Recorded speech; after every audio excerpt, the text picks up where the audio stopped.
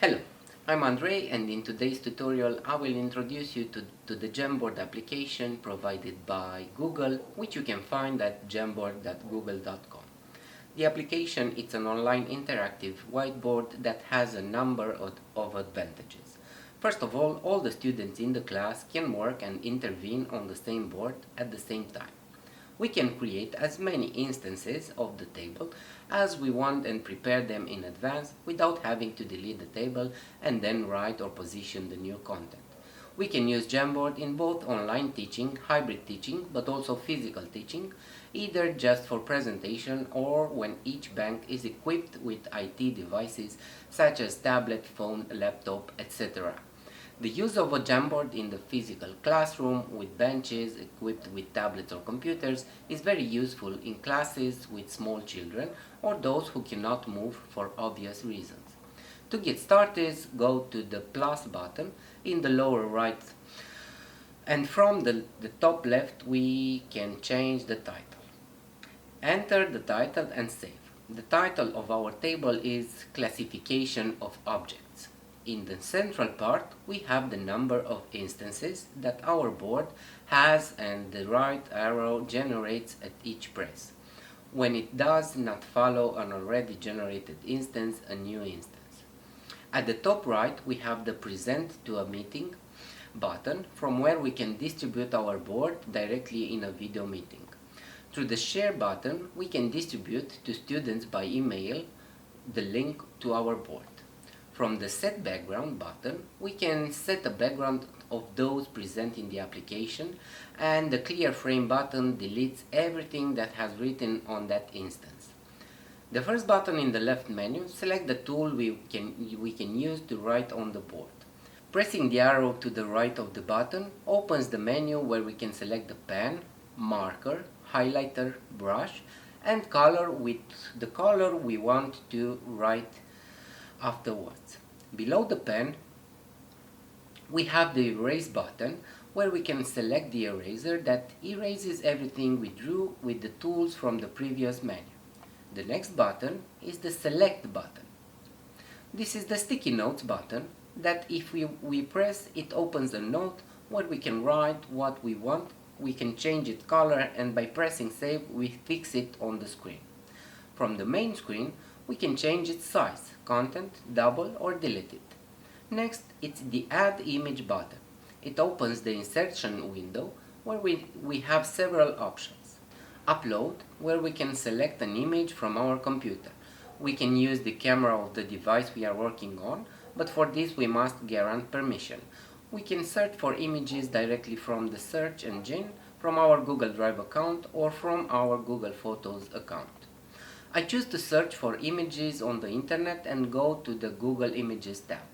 I'm looking for pictures of dogs and I'm writing this in the space provided. The Found Results window opens where I can choose the image I need. Now I can resize and reposition the image. I repeat the same steps several times because I want to make two groups with pictures of cats and dogs so that students can group the pictures according to the type of animal. From the next button, we can enter various shapes. Text box introduces a text box in which we can enter printed text. The laser button activates an indicator that leaves a light trail behind when clicked. Press the right arrow to generate a new instance.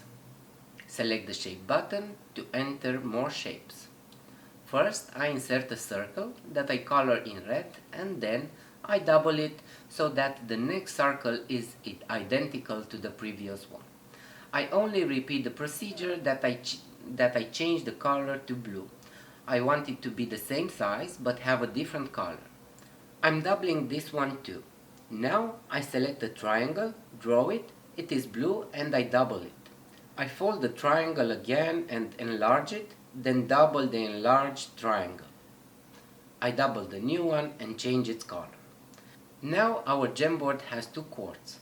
To invite students, click the Share button and the windows open where we enter the student's email address.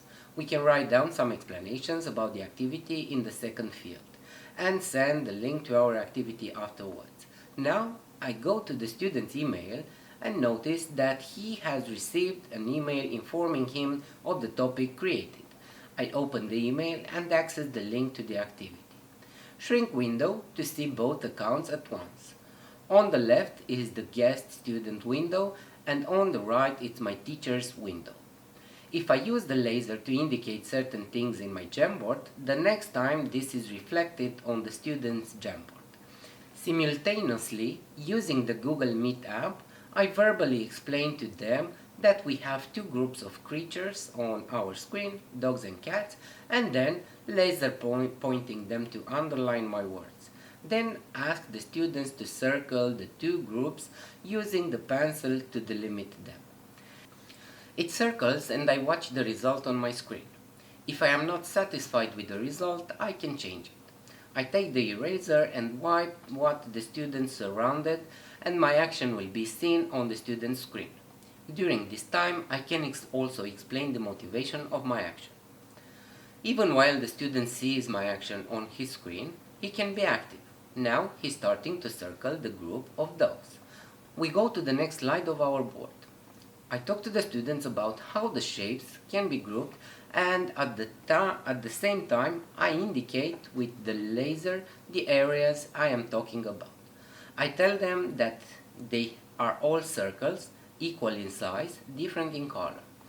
Then if we group the triangles by shape, we have 5 triangles. But if you consider all the features such as shape, color, size, we have 3 groups: small blue triangles, big blue triangles, and red triangles. This was a small example, but very helpful. The possibilities for creativity are limitless. This tutorial was created under the project Adapted Accessibility for All, funded by Erasmus+. My name is Andrei and I hope you find it useful. For more, please follow our Facebook page.